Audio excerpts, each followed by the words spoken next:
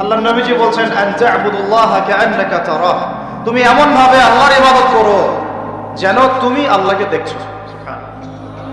এই চেতনা আসলে মানুষ হারামে লিপ্ত হতে পারবে না, হলেও তওবা করে ফিরে আসবে। হলেও কি করবে? সাথে সাথে তওবা করে ফিরে আসবে। আর ওয়াইল লাম তাকুন তারাহু, তুমি যদি আল্লাহকে দেখতে না পারো ফাইন্নাহু ইয়ারাক, জেনে রাখবা আল্লাহ তোমাকে দেখছেন। ঠিক যে উপলব্ধিটা আমরা রোজা রেখে অর্জন করি, আমরা খাই না, আমরা পানি পান করি না, তৃষ্ণায় গলা ফেটে যাচ্ছে, প্রচন্ড রোদ, ক্ষুধায় পেট চোচো করতেছে, খাই কেন? খাই কারণ আমরা উপলব্ধি করি আল্লাহ পাক আমাদেরকে দেখছেন। কেউ না দেখুক আল্লাহ দেখবেন। গোসল করার সময় পানি খাইতে পারতেছি না। তো এই চেতনাটা শিক্ষা দেওয়ার জন্য রমাদান প্রতি বছর ঘুরে ঘুরে আসে। আল্লাহ পাক বলেন কুতিবা আলাইকুমুস সিয়াম কামা কুতিবা আলাল লাযিনা মিন ক্বাবলিকুম, এটা তোমাদের উপরে এখন ফরজ করা হয় নাই, তোমাদের আগের উম্মতের উপরেও ফরজ করা হয়েছিল লাআল্লাকুম তাত্তাকুন, যাতে করে তোমরা তাকওয়া অবলম্বন করতে পারো। আর তাকওয়া সম্পর্কে নবীজি আরো একটা হাদিসে বলেছেন আর তাকওয়া হাহুনা, তাকওয়া হাহুনা বলতে তিনি বুকের দিকে ইশারা করছেন, মানে তাকওয়া আপনার লেবাস পোশাকে না। আমি পাগড়ি জুব্বা পরে বসে আছি মানে এই না যে আমি আপনার চেয়ে বেশি মুত্তাকি, যদিও এটা তাকওয়ার পোশাক। মুত্তাকি মানুষটা ঢিলাঢালা পোশাক পরবেন, নবীর সুন্নত অনুসরণ করবে, এটা একটা বৈশিষ্ট্য। কিন্তু এমন হতে পারে আমার চেয়ে আপনার তাকওয়া বেশি, হতে পারে কিনা? তাকওয়া হাহুনা, তাকওয়া কলিজার ভিতরে, কলবের ভিতরে। ওই আল্লাহস টাইটেল লাগালেই যেমন জান্নাতে যাওয়া যাবে না, শুধু আল্লাহস টাইটেল লাগালে কি জান্নাতে যাওয়া যাবে? আল্লাহ রাব্বুল আলামিন মানদণ্ড দিয়ে দিয়েছেন। মানদণ্ড, কে ভালো আল্লাহর কাছে, কে সম্মানিত, এটার মানদণ্ড আল্লাহ দিয়ে দিয়েছেন। ইন্না আকরামাকুম ইনদাল্লাহি আতকাকুম, তোমরা যত মানুষ পৃথিবীতে আছো তোমাদের মধ্যে আল্লাহর কাছে সবচেয়ে মকবুল, সম্মানিত, মর্যাদাবান মানুষ তারাই যারা এই তাকওয়ার পরীক্ষায় পাস করেছে। এই তাকওয়ার শিক্ষাটা দেওয়ার জন্য রমাদান আসে। শিক্ষা নাম্বার 1, রোজা রাখবো রাখার মতো। রোজা রাখবো কি? যাতে তাকওয়া অর্জন করা যায়। রোজা রেখে আমি যেমন হালাল ছেড়ে দিয়েছি, রোজা রেখে আমাকে আমার সমস্ত হারাম ছাড়তে হবে। আর এই হারাম শুধু 1 মাস ছেড়ে দিব এমন না, ঈদের চাঁদ উঠে যাবে, শয়তান ছাড়া পাবে, আমরা আবার শয়তানের সাথে আতাত করে চলা শুরু করব, এটা রমাদানের শিক্ষা। ওই শিক্ষাটাকে সারা বছর ধরে রাখতে হবে, এটা হলো রমাদানের শিক্ষা। আপনারা খেয়াল করে দেখবেন রমাদান মাসে অনেকে পরহেজগার হয়ে যায়, ঈদের চাঁদ ওঠার সাথে সাথেই আমরা আবার শয়তানের দাসত্ব শুরু।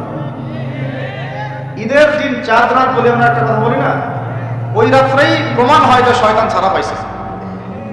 যেভাবে ধুমধারাক্কা গান বাজনা, বেরাল্লাপনা, পিকনিক টিকনিক এগুলো হয়, বোঝা যায় শয়তান এতদিন বন্দী ছিল 1 মাস, এখন ছাড়া পাইছে। তো 1 নাম্বার নসিহত, রোজা রাখতে হবে রাখার মতো, যে রোজা আমাকে তাকওয়ার শিক্ষা দিবে। আল্লাহ পাক আমাদেরকে এইভাবে রোজা রাখার তৌফিক দান করুন। 2 নাম্বার, আল্লাহ পাক তার আগে একটা কথা বলে নেই, পরে ভুলে যাবো আর। এই যে শুনলেন কুতিবা আলাইকুমুস সিয়াম, কুতিবা আলাইকুমুস সিয়াম, শুনছেন? অনেকে তো জানে, এখানে তাদের ইলম অনেকে আছে, ওলামায়ে কেরাম আছে, তাদেরকে ওয়াজ করার কিছু নয় আমার, আমি সাধারণ মানুষের জন্য বলছি। কুতিবা আলাইকুমুস সিয়ামের আগেও 2টা কথা আছে এই কিতাবে। সূরা বাকারার আয়াত বলছি, সূরা বাকারার মধ্যে কুতিবা আলাইকুমুস সিয়ামের আগেও কুতিবা আলাইকুম দিয়ে আরো 2টা কথা আছে, ঠিক আছে? এটা তো বুঝলেন কুতিবা আলাইকুমুস সিয়াম, সিয়াম ফরজ করা হয়েছে। ঠিক একটু আগে যাবেন, 2-1 পৃষ্ঠা আগে গিয়ে দেখবেন আল্লাহ পাক আয়াত নাযিল করেছেন কুতিবা আলাইকুমুল কিসাস, তোমাদের উপরে কিসাসকেও ফরজ করা হয়েছে। কি ফরজ করা হয়েছে? ওই যে কুতিবা আলাইকুমুস সিয়াম তো বুঝলো, এটা রোজা রাখতেছে 1 মাস। কুতিবা আলাইকুমুল কিসাস বুঝে না। কুতিবা আলাইকুমুল কিসাস আর কুতিবা আলাইকুমুস সিয়াম একই মিজানে না ভাইরা? বুঝতে পারতেছেন তো আপনারা? একই মিজানে, একই ওজনে না।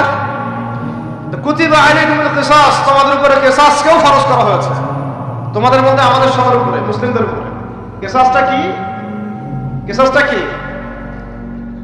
কেউ যদি কোনো ভাইকে অন্যায়ভাবে হত্যা করে, তাকেও সেভাবেই হত্যা করতে হবে, এটা হলো কিসাস। হাতের বদলে হাত, চোখের বদলে চোখ, কি কানের বদলে কান, এমনকি দাঁতের বদলে দাঁত, এর নাম কিসাস। আছে বাংলার জমিনে? আছে? কুতিবা আলাইকুমুস সিয়াম আছে আমাদের সমাজে, কুতিবা আলাইকুমুল কিসাস জাদুঘরে আছে। কোথায় আছে? ওটা ইমপ্লিমেন্ট করতে গেলে জাতিসংঘ বলবে যে আমরা মৌলবাদী হয়ে গেছি। আপনারা পড়েন প্রত্যেক রাতে তাবারাকাল্লাযী বিয়াদিহিল মুলক, তাই না? সূরা মুলক তো পড়েন রাতে, রাতের বেলা সূরা মুলক পড়ার অভ্যাস করেন। নবী সাল্লাল্লাহু আলাইহি ওয়াসাল্লাম এই সূরাটাকে বলেছেন এই সূরা কবরের আযাব থেকে বাঁচাই দেবে ইনশাআল্লাহ। উসমান রাদিয়াল্লাহু আনহু সামনে জান্নাত জাহান্নামের আলোচনা করা হলে তিনি কাঁদতেন না, খুব কম কাঁদতেন, কিন্তু কবরের স্থানে কবর দেখলে তার দাড়ি অশ্রু দিয়ে ভিজে যায়। আর এই জায়গায় যে পার পাবে সে সব জায়গায় পার হয়ে যাবে ইনশাআল্লাহ। ওই জায়গার একাকিত্বে ওই আযাব থেকে বাঁচাবে একটা সূরা, কি না? সবাই মুখস্থ করবেন ইনশাআল্লাহ। মাত্র 30টা আয়াত আছে। নবীজি বলেছেন এই সূরা তার পাঠকারীর জন্য সুপারিশ করবে আল্লাহর সামনে, মানে সুপারিশ করবে আল্লাহ পাকের সাথে জোর করবে, না আমার পাঠকারীকে মাফ করে দাও, দিতেই হবে। এক পর্যায়ে আল্লাহ পাক মাফ করে দিবেন ইনশাআল্লাহ। তো এই সূরাটা 30টা আয়াত আছে। নবীজি বলেছেন আমার মন চায় সবাই যেন এই সূরাটা মুখস্থ করে। তো নবীর একটা মন চায়, আমরা সেটা করবো না? দুইটা সূরা আমাদের মুখস্থ থাকা দরকার সবার। বড় বড় সূরার কথা বলছি, ছোট ছোট সূরা তো আপনারা সবাই অনেকে জানেনই। একটা সূরা ইয়াসিন, একটা হলো সূরা মুলক। সূরা ইয়াসিন পড়বেন একেবারে সকালবেলা ফজরের পরে, এবং ইনশাআল্লাহ বড় বড় বুজুর্গানের দিন যারা ছিল তাদের ডেইলি রুটিনের মধ্যে সূরা ইয়াসিন থাকতেই থাকতো।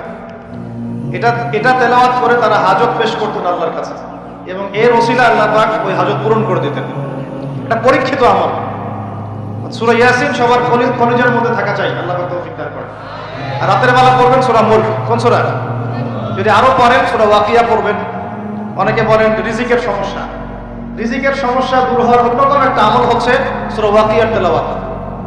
রাতের বেলা কোন সূরা? ইযা ওয়াকাআতিল ওয়াকিয়া লাইসা লিওয়াকাআতিহা কাযিবা, এই সূরাটা তেলাওয়াত করবেন রাতের বেলা। আরো একটা সূরা আছে রাতে তেলাওয়াত করার জন্য, আলিফ লাম মিম সিজদা। আলিফ লাম মিম সিজদা এটাও তেলাওয়াত করতে পারেন। তো যাই হোক, সূরা মুলকের প্রথম আয়াত আপনারা পাবেন তাবারাকাল্লাযী বিয়াদিহিল মুলকু ওয়া হুয়া আলা কুল্লি শাইইন কাদির। আমরা এটা পড়ি, শুধু খালি পড়ি, প্রত্যেক হরফে 10 নেকি হবে, এই জন্য পড়ি বেশিরভাগ মানুষ। বাংলাদেশের বেশিরভাগ মানুষ কোরআনের অর্থ জানে না। বাংলাদেশের 16 কোটি মুসলমানের আমার ধারণা 15 কোটি কোরআনের অর্থ জানে না। 1 কোটি মানুষ জানতে পারে যারা মাদ্রাসার সাথে সম্পৃক্ত আর কি। এই জন্য আমরা বলি যে যদি পাঠ্যপুস্তকে কোরআন শিক্ষাটা বাধ্যতামূলক থাকতো তাহলে বাংলার 16 কোটি মানুষ কোরআনের অর্থ জানত। এই কাজটা কি খারাপ হতো না ভালো হতো? শিক্ষামন্ত্রীকে এটা কে বুঝাবে? কে বুঝে? আপনারা বুঝাতে পারলে বুঝাবে, কে বুঝাবে? এই যাদেরকে দায়িত্ব আল্লাহ দিয়েছেন তাদেরকে এটা বুঝাবে কে? আমরা তো ছোট মানুষ।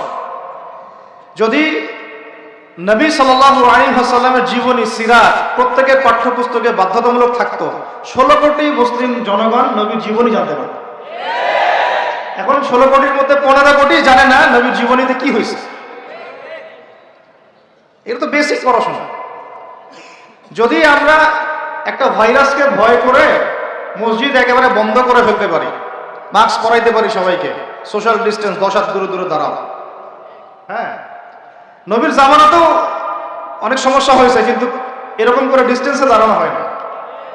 যাই হোক, এটা তো জাতিসংঘের আন্ডারে চলতেছে বিশ্বটা আর কি।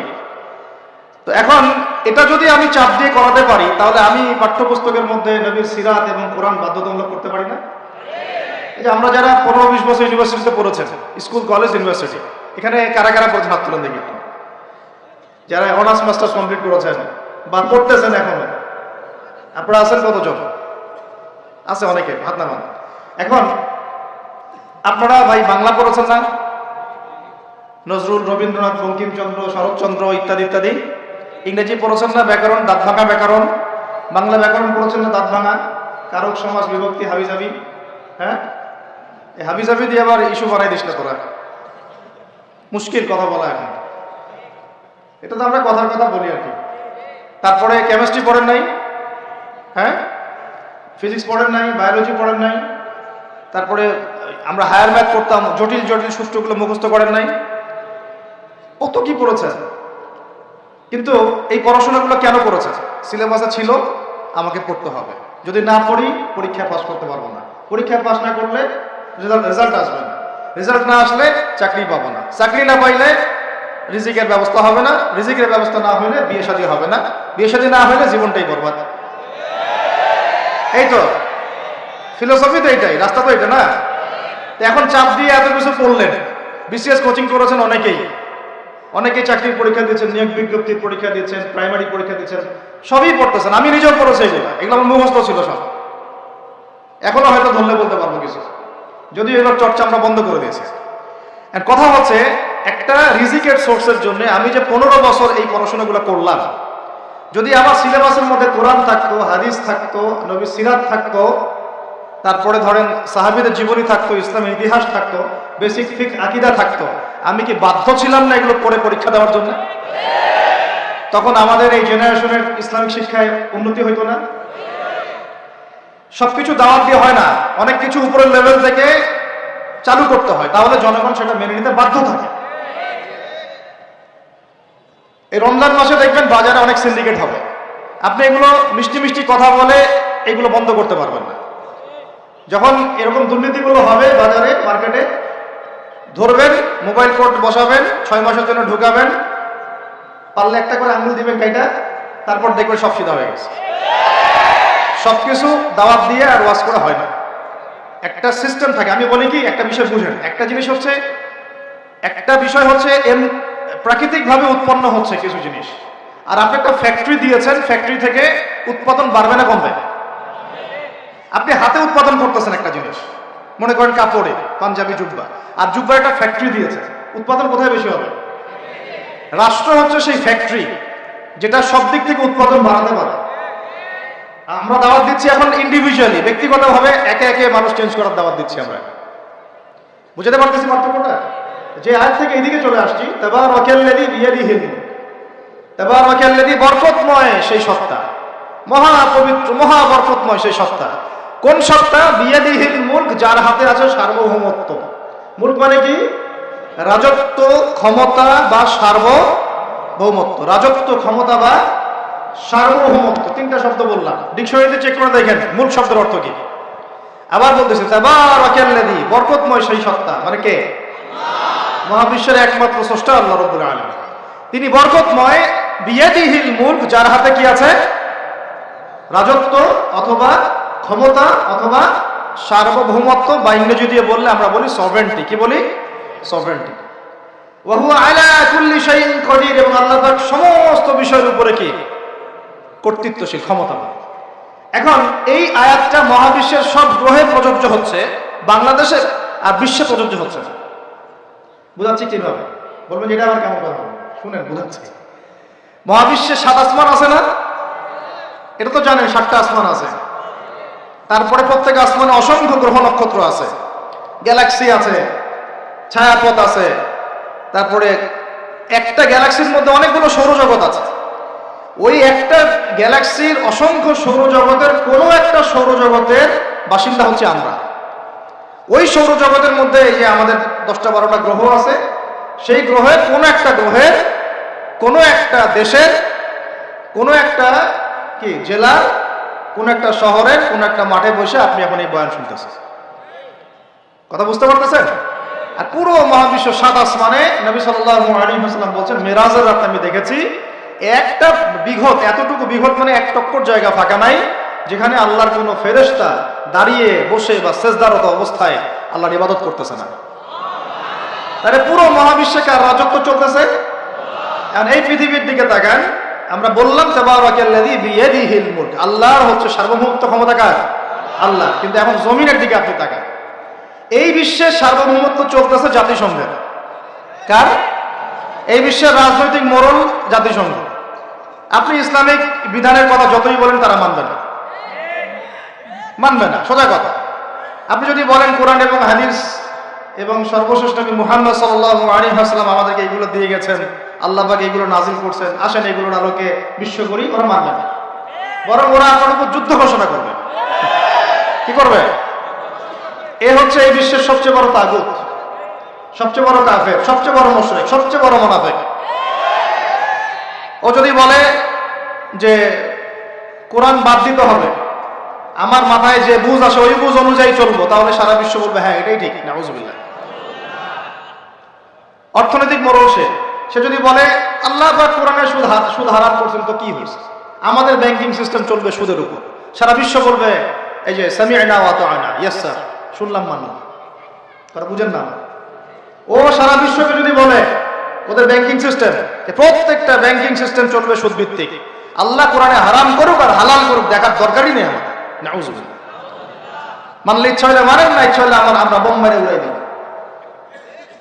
ইচ্ছা হলে মারেন, না হলে কি একেবারে দিব শেষ করার জন্য অনেক অস্ত্র আছে ওদের। যারা পলিটিক্যাল অ্যাফেয়ার্স ঘাটাঘাটি করেন তারা জানে এদের 72টার মতো অস্ত্র আছে। ইকোনমিক স্যাংশন একটা অস্ত্র, চাপ প্রয়োগ করা একটা অস্ত্র, বিল পাস করা একটা অস্ত্র, নেগোশিয়েট করা একটা অস্ত্র, অন্যকে দিয়ে চাপ দেওয়া হবে একটা অস্ত্র। এগুলো অস্ত্র করতে করতে সর্বশেষ অস্ত্র হচ্ছে একেবারে ওই আফগানিস্তান বানায় ছেড়ে দিবে, একেবারে ওই ইরাক বানায় ছেড়ে দিবে, একেবারে ওই সিরিয়া বানায় ছেড়ে দিবে, একেবারে ইয়েমেন বানায় ছেড়ে দিবে। ওটা সবচেয়ে বড় অস্ত্র। এই জন্যে আন্ডারে যারা আছে এরা সবাই স্যালুট মারে, ঠিক আছে আপনি যা বলবেন তাই। তো এই কারণে সারা বিশ্ব অর্থনৈতিক ক্ষেত্রে ও হচ্ছে এখন সুদ ভিত্তিক অর্থনৈতিক সিস্টেমের মোড়ল।